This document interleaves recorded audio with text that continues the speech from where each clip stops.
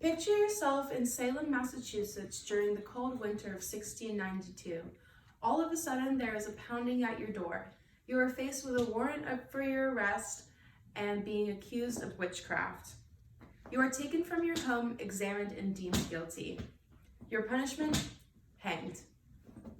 This isn't the most accurate or detailed example. However, it is similar to what occurred during the Salem witch trials. Of course, there is a lot more to unpack, and I will inform you all about that today. The Salem witch trials were a dark time in American history with a lot of underlying causes. The small town of Salem, Massachusetts was quickly becoming a hotspot for trade and commerce. However, many small households and farmers made up most of the population. In the book Salem Witch Trials, the author Brett Loisel explains that the majority of the people in the town were Puritans and were not excited about the new secular changes. Since the town was a predominantly small and religious one, being accused of witchcraft is definitely something that could have been believable.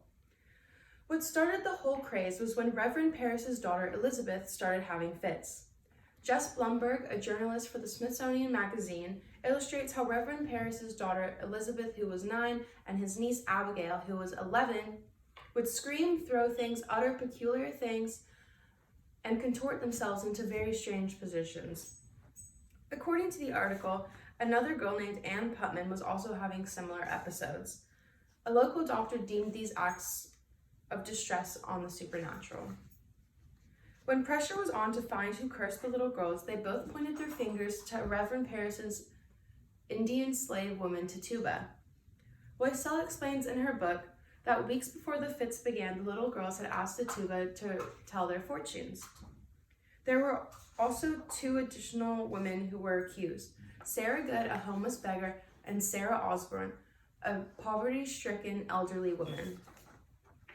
In a newspaper article titled "Witchcraft in Salem," it states that civil authorities created a special court of oyer and terminer to try the accused witches.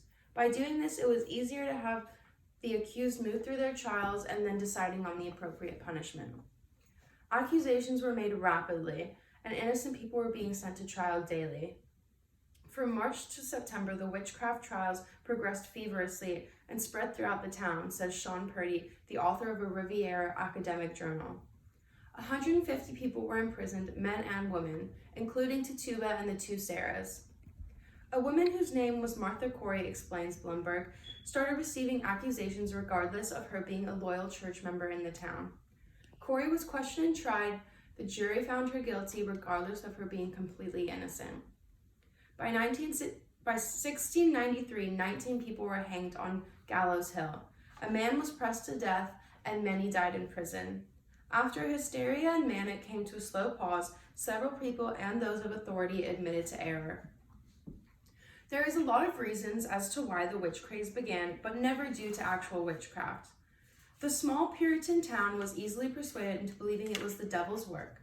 Without sufficient knowledge or technology, considering it was the 1600s, you could come to your own conclusion regardless if it was right or wrong.